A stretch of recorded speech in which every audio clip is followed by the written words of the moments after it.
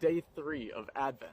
Today we are looking at a part of the Christmas story that most people skip. It might be the most prophetic, grace-filled chapter of the entire opening of the New Testament. Matthew doesn't introduce our Savior by beginning with shepherds, angels, or even Bethlehem.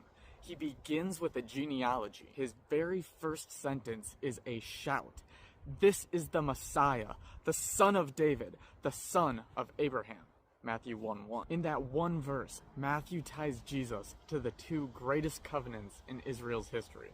The Abrahamic covenant, which represents the seed who blesses all nations, and the covenant of David, representing the king whose throne never ends. Matthew isn't giving us a list of ancestors.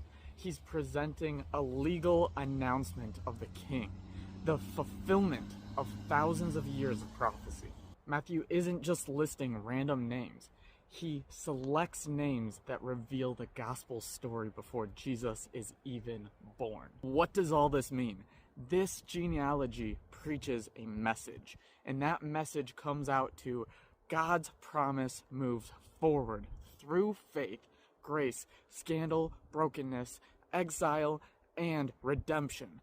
The Messiah comes through every kind of human story, includes all of them to preach one truth. The Savior's family tree is full of sinners because the Savior came to save sinners. Jesus did not come from a perfect line. He came through broken stories to redeem broken people. Advent is not a celebration of how perfect we are. It's a celebration of how perfect He is. Matthew's genealogy is telling you God's grace is not scared of your past. God's promises outlast your failures. God's faithfulness runs deeper than human sin. God writes straight with our crooked lines. God builds his plan through people everyone else would disqualify. Where sin is abundant, grace abounds all the more.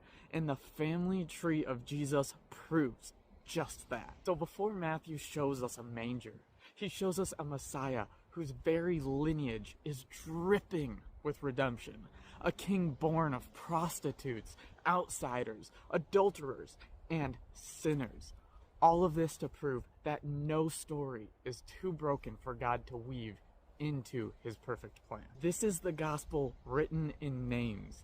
This is the Advent. God steps into the mess, enters into the broken line, and brings resurrection to the